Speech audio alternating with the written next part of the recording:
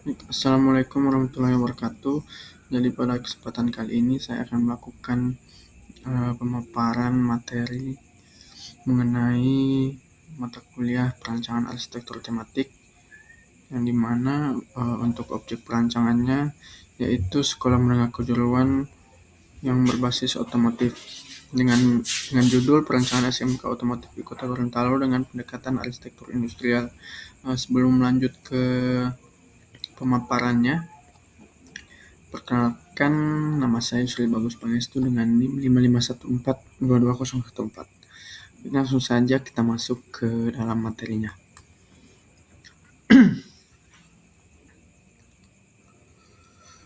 Yang pertama, latar belakang.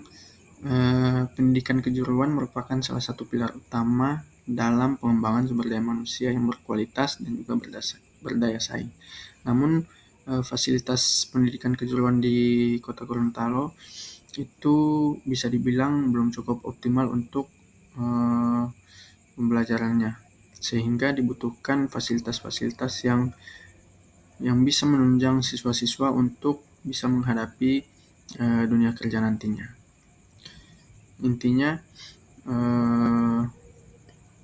Intinya dia bisa membantu fasilitas yang lebih baik lagi. Kemudian Badan Pusat Statistik Gorontalo mencatat bahwa sektor perdagangan dan reparasi kendaraan bermotor itu menjadi salah satu kontributor utama dalam pengembangan ekonomi Gorontalo. Di pengembangan ekonomi di sektor ini juga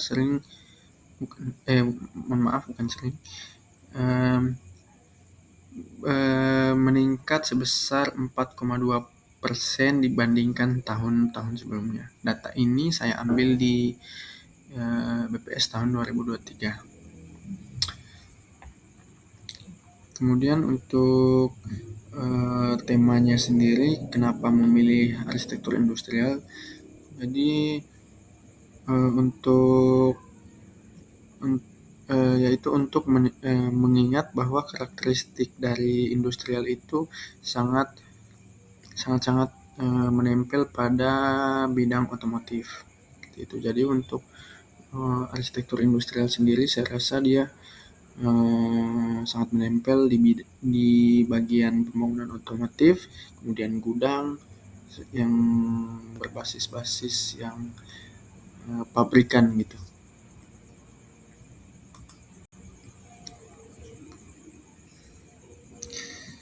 Kemudian untuk rumusan masalah itu ada 2 rumusan. Yang pertama, bagaimana merancang SMK otomotif di Kota Gorontalo yang mampu memenuhi kebutuhan fasilitas industri otomotif modern. Kemudian yang kedua, bagaimana penerapan arsitektur industrial dapat mencerminkan karakter dunia otomotif sekaligus menciptakan lingkungan belajar yang fungsional dan juga efisien. Selanjutnya ada metode pembahasan. Untuk metode pembahasan, penelitian ini menggunakan pendekatan kualitatif, yang dimana tahapan-tahapan penelitiannya sendiri meliputi yang pertama studi literatur, kemudian pengumpulan data, kemudian analisis data, serta proses perancangan.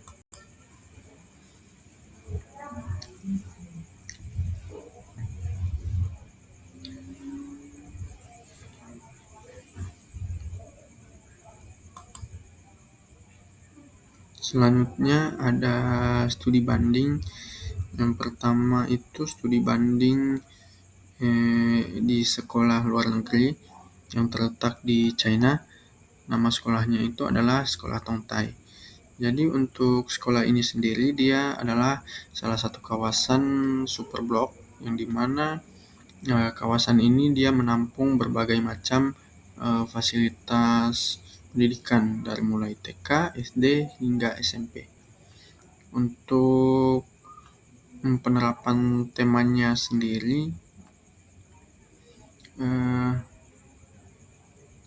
sekolah ini sangat menerapkan tema industrial, yang dimana dia menggunakan bata merah yang tidak di finishing ataupun di expose, yang dimana dia memperlihatkan material aslinya. Selain itu, untuk bukaan-bukaannya juga seperti bukaan pencahayaan, dia sangat lebar. Jadi untuk ciri-ciri otomotif juga di sekolah ini sangat terlihat jelas.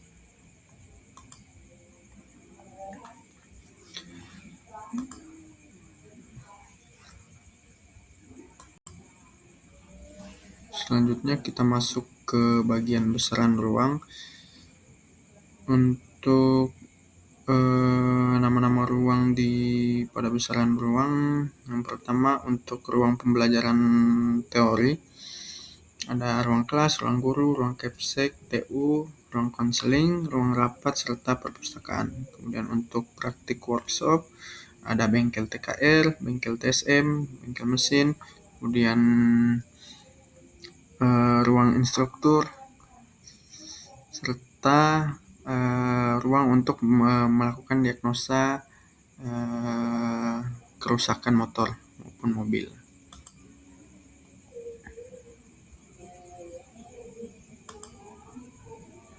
Selain itu ada ruang penunjang, yang dimana untuk ruang penunjang sendiri dia meliputi ruang UKS, kantin, ruang ibadah, ruang OSIS, aula, kemudian gudang, kemudian pos satpam, toilet, area parkir, serta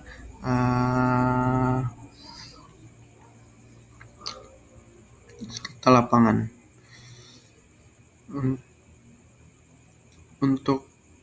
Untuk itu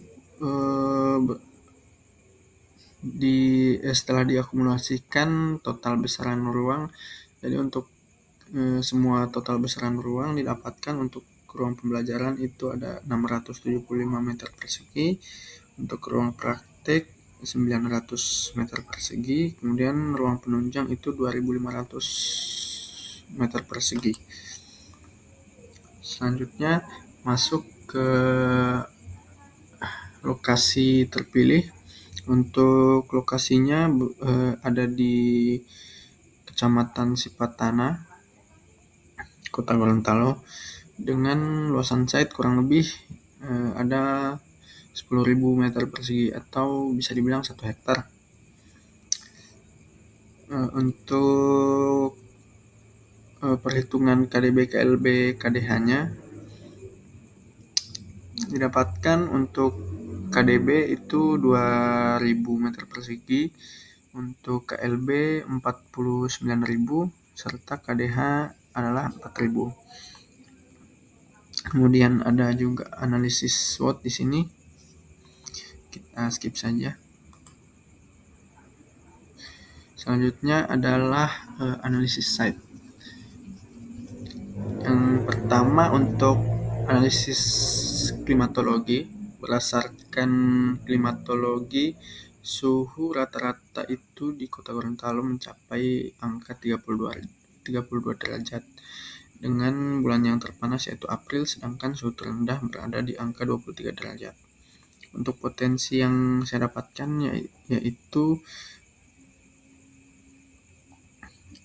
dia memiliki intensitas penyinaran matahari yang tinggi dengan rata-rata durasi harian sekitar 5 hingga 7 jam. Kondisi ini merupakan potensi besar dalam perancangan SMK otomotif karena memunculkan pemanfaatan pencahayaan alami secara maksimal. Kemudian untuk hambatan yang saya dapatkan, penyinaran matahari yang terlalu kuat khususnya dari arah barat berpotensi menimbulkan panas berlebih dan silau dalam ruang belajar maupun praktik.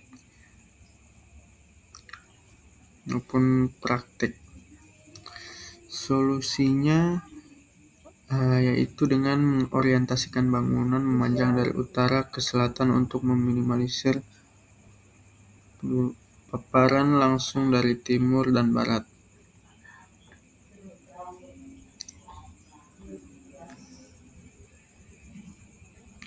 Kemudian untuk potensi analisis angin secara klimatologi Kota Gorontalo memiliki angin dengan kecepatan rata-rata sekitar 2 hingga 5 knot.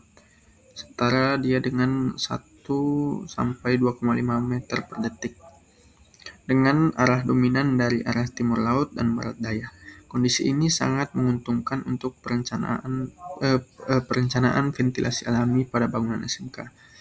Untuk hambatannya, yaitu terletak pada kemungkinan orientasi tapak yang tidak sepenuhnya sejalan dengan arah angin dominan, sehingga aliran udara bisa terhalang oleh massa bangunan atau bangunan di sekitaran site. Untuk solusi yang diterapkan, desain arsitektur ini perlu mengakomodasi ventilasi silang melalui penempatan bukaan atau ventilasi pada sisi yang berlawanan arah angin. Kemudian untuk analisis aksesibilitas dan juga kebisingan, lokasi tapak yang berada di Kecamatan Sipatana secara umum memiliki aksesibilitas yang cukup baik. Tapak berada dalam jarak yang tidak terlalu jauh dari pusat kota serta terhubung langsung dengan jaringan jalan lingkungan dan jalan kota. Untuk hambatan yang saya dapatkan, lebar jalan lingkungan di beberapa titik masih terbatas sehingga bisa mengganggu sirkulasi kendaraan praktek ataupun lalu lintas saat jam masuk dan pulang sekolah. Solusinya, penempatan gerbang masuk dan keluar kendaraan dirancang sedemikian rupa untuk memisahkan jalur kendaraan praktek dan juga siswa pejalan kaki. Untuk hambatan di analisis kebisingan, terdapat beberapa hambatan yang perlu diatasi. Pada dasarnya, SMK otomotif akan menghasilkan kebisingan internal, terutama dari kegiatan praktek kendaraan bermotor seperti uji mesin, uji knalpot, serta mobilisasi kendaraan siswa. Untuk solusinya, terdapat beberapa masalah yang bisa diantisipasi. Yang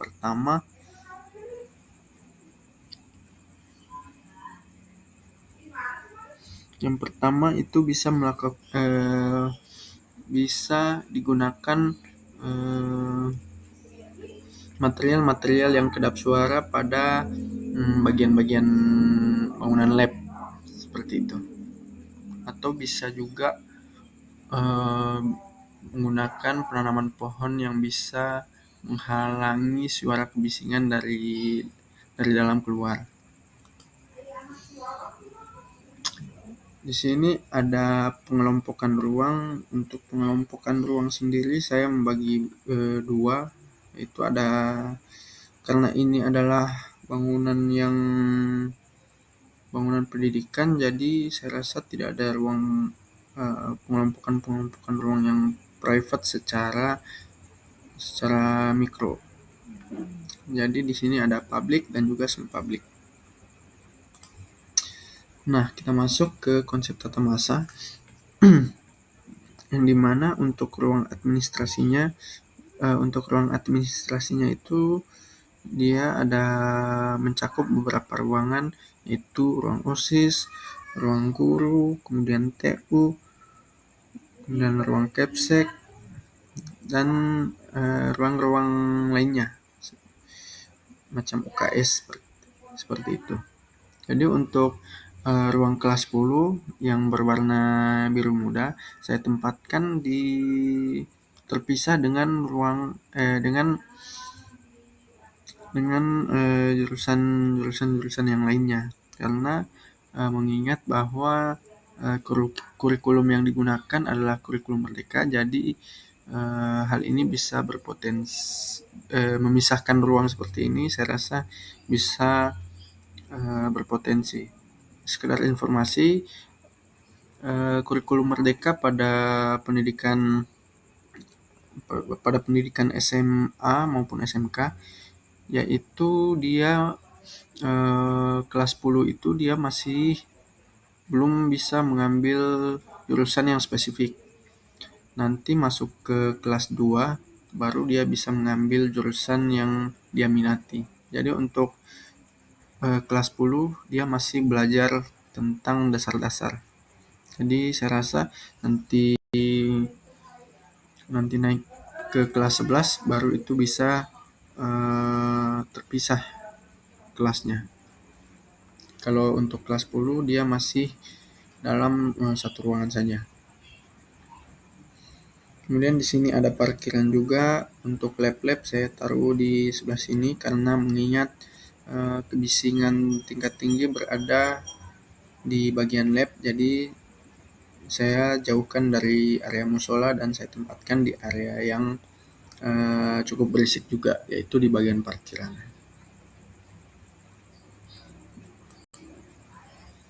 Nah, ini merupakan set plan skematik yang dimana memperlihatkan bangunan-bangunan yang tadi saya jelaskan.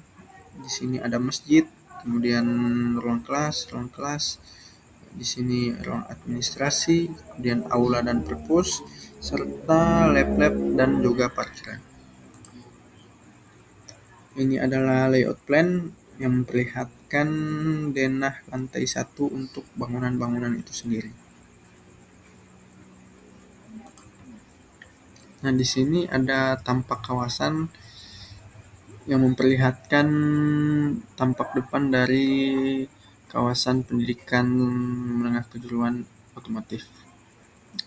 Ini ada tampak depan dan juga tampak belakang. Jadi untuk ini dia adalah ruangan ini adalah blok dari bangunan fungsi administrasi. Kemudian di sini adalah ruang kelas, kemudian ini juga ruang kelas. Dan yang ini merupakan area lab ataupun bengkel. Kemudian untuk tampak depan ini merupakan tampak depan dari bangunan ruang kelas. Jadi untuk ruang kelas itu dia tipikal. Jadi dia sama untuk ruang kelasnya. Baik itu dari si jurusan TKR, TSM maupun mesin itu memiliki bentuk bangunan yang sama. Tidak dibeda-bedakan seperti itu. Dan ini juga untuk tampak samping kanan dan juga samping kiri. Oh ya, untuk bangunannya, untuk ruang kelasnya bisa dilihat tadi pada